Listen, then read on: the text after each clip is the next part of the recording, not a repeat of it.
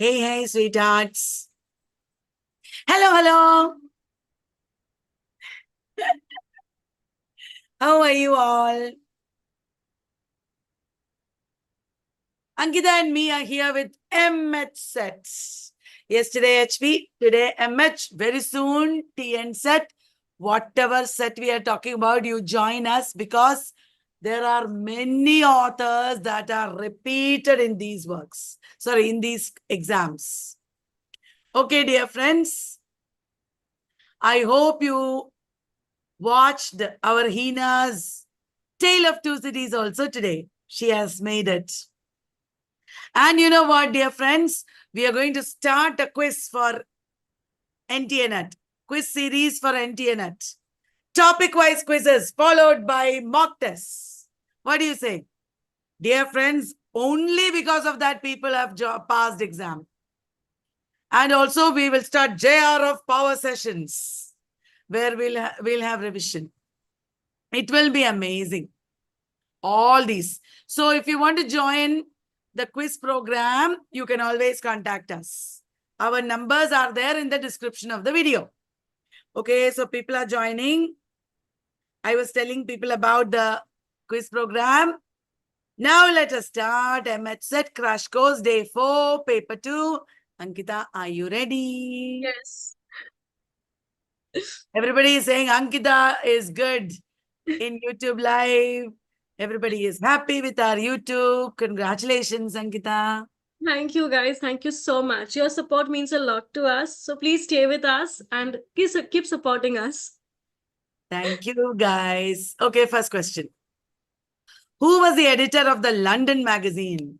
London magazine was a monthly magazine to which a lot of writers contributed.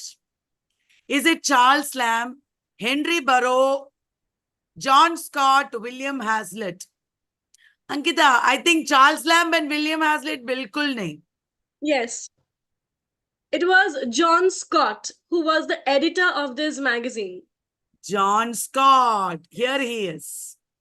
Editor of the London magazine. Thomas De Quincey, Charles Lamb, etc. contributed to London magazine. Hai na? Yes. Ta-da-dang. Wintering Out. I know this man. He's Irish. Yes. Wintering Out is a poetry collection by Robert Frost. No. Seamus Heaney? Yes. DJ Enright? No. Wilfred Owen? Yes. Ankita, can you tell us a little more about Seamus Heaney? Yes. So Seamus Heaney is an Irish poet, and Wintering Out is a very major poetry collection by Seamus Heaney, which includes many of his important bog poems like Toland Man, Bogland.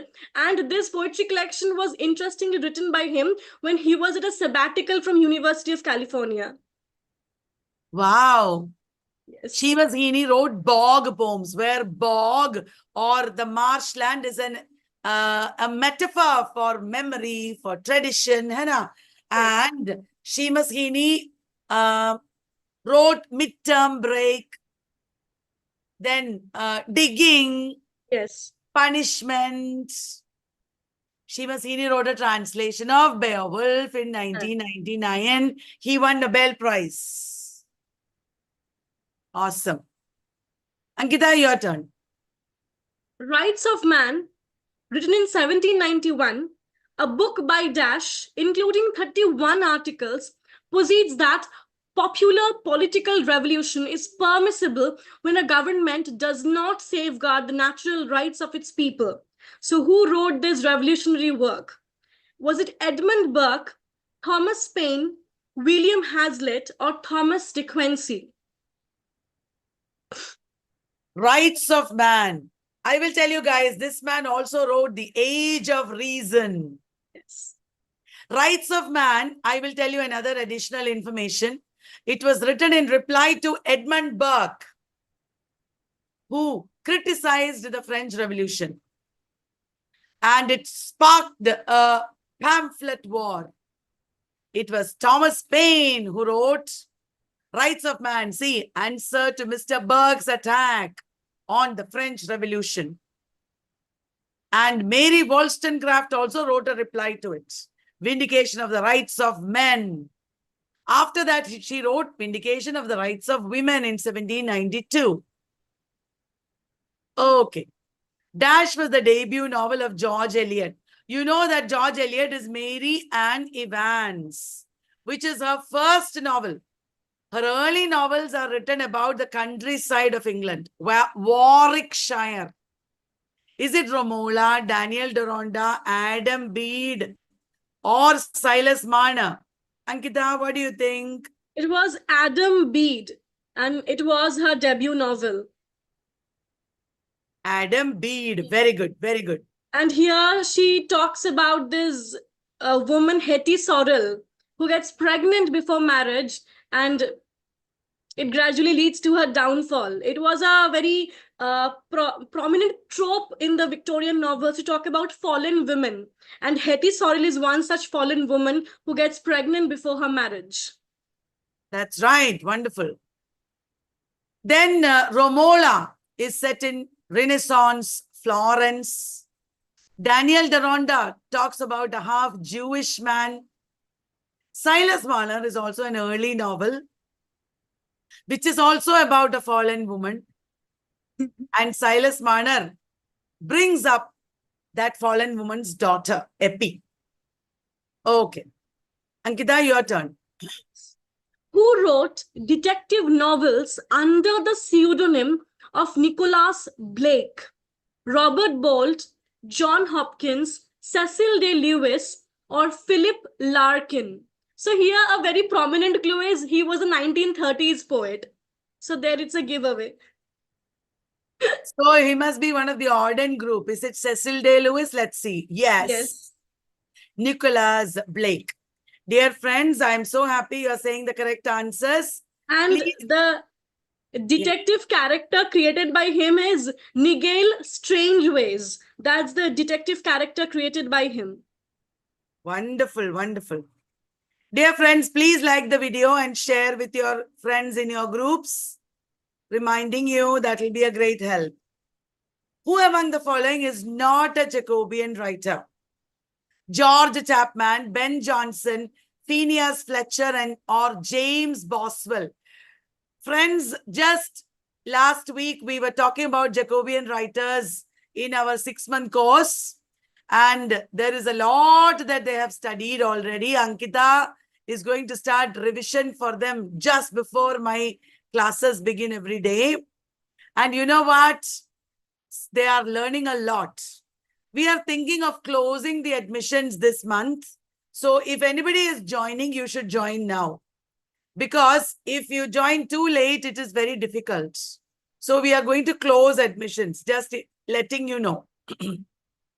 So who among the following is not a Jacobean writer? I know one of them is a biographer, the biographer of Dr. Johnson. Ankita, please continue from here. Yes. So the answer is James Boswell. So he didn't really exist in the Jacobean period. So obviously he's not a Jacobean writer. He was there in the 18th century, and he was a good friend as well as the biographer of Dr. Samuel Johnson. So he wasn't even there in the Jacobean period. So he's not one of the Jacobean writers. James Boswell's Life of Samuel Johnson was published in 1791. That was 10 years after Dr. Johnson's book of biographies called Lives of the Poets was published. James Boswell was Scottish, and he took his friend Dr. Johnson to Scotland, to the group of islands called Hebrides. And Macaulay said about Boswell, he licked the boots that kicked him. The importance of our classes is that we teach everything thoroughly from the basics. You should all study like that. Okay, the biography, all the connections, study the basics thoroughly. Then you will be real scholars. Okay, that is how they're asking questions in NET and SET also these days. NET and SET are both very difficult exams these days. Ankita, your turn. The Perennial philosophy is a comparative study of Eastern and Western mysticism by whom? Was it Graham Greene, Aldous Huxley, T.S. Eliot, or W.H. Auden? I know, because this man, the man who wrote Perennial Philosophy, was interested in Vedanta. Gerald Hurd introduced him to Vedanta, and he wrote the introduction to the Song of God, which is a translation of Bhagavad Gita. Everybody is answering. Shravani, Anitesh. Correct. It is Aldous Huxley. Aldous Huxley wrote the introduction to the Song of God, or Bhagavad Gita, translated by Swami Prabhavananda and Christopher Isherwood. Wonderful. Let me ask you another question. What is Aldous Huxley's travelogue about India? What is Aldous Huxley's travelogue about India? Answer me in the chat box. Jesting Pilots. Isn't it, Ankita? Yes, Jesting Pilot. Jesting Pilots. Pilate. Okay. M and the Big Whom is a 2012 English novel. This man hails from Goa, Bombay belt. Is it Upamanyu Chatterjee, Jerry Pinto, Aravind Adiga, or Amish Tripathi? What do you think, Ankita, is the answer? Okay, so this novel was written by Jerry Pinto. Jerry Pinto's M and the Big Whom has an unnamed boy narrator. He has a sister, Susan. They are both growing up, and their mother has manic depression. She has a mental disorder. She is the M of the title. The Big Whom is their father. So it is about Bombay. It is about family relationships. It is about mental disease. Jerry Pinto also wrote about Helen, the actress. And the book is interestingly called The Life of an H-Bomb, hydrogen bomb. Helen for H-Bomb. He also wrote Bombay Mary Jaan. Jerry Pinto is also a poet and translator. He has translated many Dalit works. Are you enjoying this session, everybody? Please let me know in the chat box. Ankita and me will be very happy if you let us know. Ankita, your turn. Giovanni's Room, a novel focusing on an American man in Paris, his feelings and frustrations, is by whom? James Baldwin, Richard Wright, Ralph Ellison, or Amiri Baraka? They're all black writers. And is this the man who wrote Go Tell It on the Mountain? Yes, exactly. It is James Baldwin who wrote Giovanni's Room, who wrote Go Tell It on the Mountain. It is about the influence of the church on people's lives. Hannah, thank you. Choose the wrongly matched pair. The Defense of Guinevere is an Arthurian poem. Was it written by William Morris? I think yes. Yes. Childe Harold's Pilgrimage. Is it written by Byron? I think yes. It was written about Byron's Eastern travels. Pippa Passes. Is it written by Matthew Arnold? You two babies. Pippa Passes. A 14-year-old girl is passing through the stage. She's talking to many people. These people are corrupt. It is a play by Robert Browning. Pippa Passes is not by Matthew Arnold. Imaginary Conversations is by Walter Savage Landor. Correct.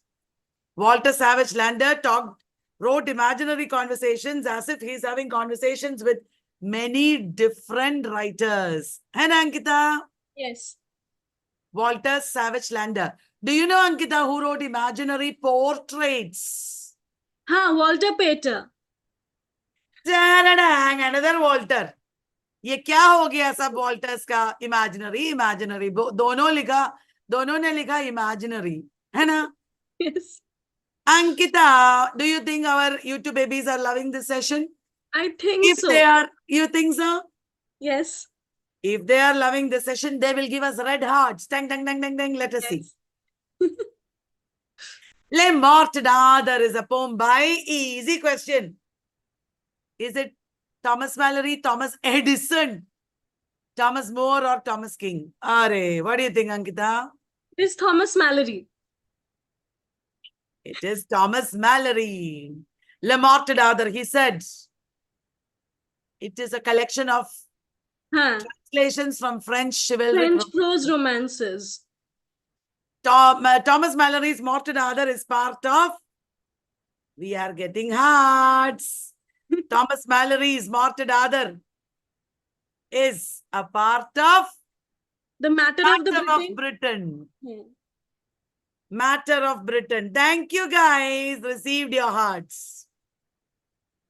Ankita, your turn. It's a PYQ. Okay.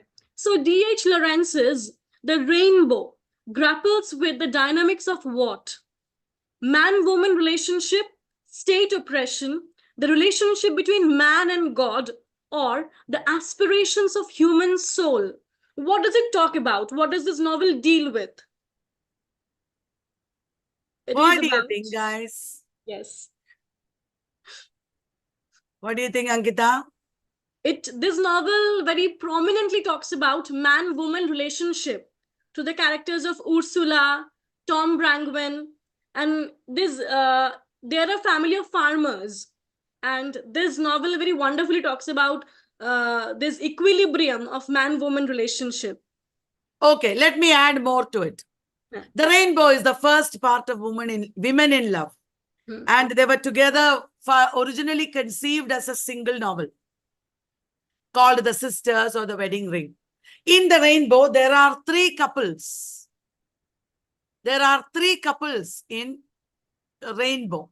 Tom and Lydia, Will and Anna, and Ursula and Anton. These are the three couples. All these three couples are fighting with each other. Husband and wife fighting with each other. But they are attracted to each other by a physical connection of sex. And this is related to star equilibrium. Two characters who are different. They are like stars, attracted and repulsed. And their sexuality, connection over sexuality, is an illustration of what is called blood relationship. Blood relationship. Star equilibrium, blood relationship. So answer is man-woman relationship. Okay, thank you guys for the red hearts. Ankita, your turn. Structuralist criticism is influenced by the ideas of whom? Is it Sigmund Freud, Ferdinand de Saussure, Karl Marx, or T.S. Eliot, who influenced the foundational ideas of structuralism? Now, this is a little confusing because Ferdinand de Saussure is the answer, but Sigmund Freud and Karl Marx are also structuralists. Particularly, Sigmund Freud was a very big influence, but he was an influence in a general sense.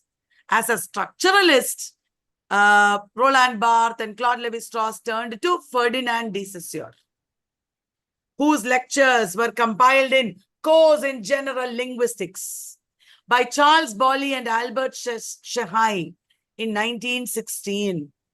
Saussure was a professor at the University of Geneva, and he transformed linguistics. He established linguistics in a sense as a scientific study, and he brought in the idea of synchronic study of linguistics, the structures and functions of language as it exists at a particular time. Am I over-explaining? Is it becoming boring? I'm sorry. Are you interested in doing more and more questions, or do you want me to explain? Let me know in the chat box. Ankita, please read this. The oft-quoted line, happiness was but the occasional episode in a general drama of pain, appears in which novel among the following? Dickens's A Tale of Two Cities, Hardy's The Mayor of Castlebridge, D.H. Lawrence's The Rainbow, or James Joyce's Dubliners? happiness was but the occasional episode in a general drama of pain is typically Hardy. It is said about Elizabeth Jane, in Hardy's Mayor of Casterbridge, that happiness was an occasional episode for her in the general drama of pain. Thank you, guys. Also reflects Hardy's main philosophy of writing, that is the indifference of the cosmos towards human life. Yeah, and also fatalism. Huh. We are all destined to suffer. Which novel among the following presents a conflicting picture of imagination and reality?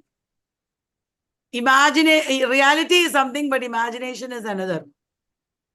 Lady Susan, Northanger Bay, Mansfield Park, Cecilia. Now there is a trap here in the question. You are thinking Lady Susan and Cecilia, I don't know anything about. Maybe that is the answer. Wrong. Is it the answer, Ankita? No, here the answer is a novel, yes. It is Jane Austen's Northanger Abbey. It is actually a parody of the Gothic novels. And here the heroine, Catherine Morland, she is very fond of reading Gothic novels. And through these Gothic novels, actually, she gets lost in a world of imagination where she starts believing everything to be very Gothic. She starts believing that she starts believing the real world to be a world of the Gothic novels. So she, in the novel, is the voice of imagination. And against Catherine Morland stands Henry Tilney, the protagonist, the hero, who is actually the voice of reality here, who actually gives her a shock that you are living in a world of imagination. It's not the real world. This is not how the real world works. So both of them actually are contrasting voices in this novel. And this is how they both present a conflicting picture of imagination and reality. And Henry Tilney gives her a famous speech. We are English and we are Christians. Yes, yes. And this novel presents this character to show how women who wrote novels, or women who had intelligence and imagination, they were looked down upon by the patriarchal society. The patriarchal society usko sabak sikhaya. Actually, I'm a big fan of this character of Catherine Morland. She's a fantastic character, I believe. You know, the imagination capacity that she holds in herself, it's fantastic. Wonderful, Ankita. You are such an amazing speaker. The Victorian Age in literature is a massive work on the writers and the socio-cultural political conditions of the era. Who is it by? Is it G.K. Chesterton, E.V. Lucas, A.G. Gardiner, or Matthew Arnold? The man in the picture is definitely G.K. Chesterton, isn't it? Yes. No. Is it? Yes. G.K. Chesterton wrote The Victorian Age in literature. And Did you like that, guys? In this work only, he had coined the term Victorian compromise. That's right. G.K. Chesterton coined the term Victorian compromise, which is Shelley's autobiographical poem. It's a PYQ. Alastor, or the Spirit of Solitude, Adonai, Queen Mab, the Cenci, which is the autobiographical poem. The Cenci is not a poem, it's a play. Adonai is a pastoral elegy on Keats. So what could be the answer, Ankita? It is Alastor, or the Spirit of Solitude. It's a kind of spiritual autobiography of Shelley, and it's a long poem in blank verse. And here actually this title, Alastor, was suggested by Thomas Love Peacock. And it refers to the guiding angel who gives Shelley divine inspiration. And the protagonist is called Poet. There is a pakka proper autobiographical poem that Shelley wrote, that is called Epipsychidion. Epipsychidion. That is the autobiographical poem that he wrote. Another one. Later poem. Last. Alastor is early poem. Ankita, your turn. North of Rye is associated with dash. Myth criticism, gender discourse, new criticism, or structuralism? Northrop Frye wrote The Anatomy of Criticism. He wrote a lot about myths. He is a myth critic or archetypal critic. Identify the wrong statement about Charles Dickens. He was born in 1812, correct, Kya? Yes. So was Robert Browning. He masterfully depicted the underbelly of London in his novels. That means the ugly side of London. Correct. He adopted the pseudonym Boz. Correct. Fizz and Boz. Fizz is the illustrator. The Adventures of Roderick Random has been written by him. No. The Adventures of Roderick Random. Who wrote, Ankita? It is by Tobias Smollett. Tobias Smollett. And Okay. actually, Dickens was a big fan of Smollett. He grew up reading the novels of Tobias Smollett. That's right. And can you read, Ankita? Encyclopedia Britannica was a product of dash. British Enlightenment, Spanish Enlightenment, Scottish Enlightenment, or French Enlightenment? Isn't that easy? It is Scottish. Everybody must have thought British. It is Scottish. Would you like to explain?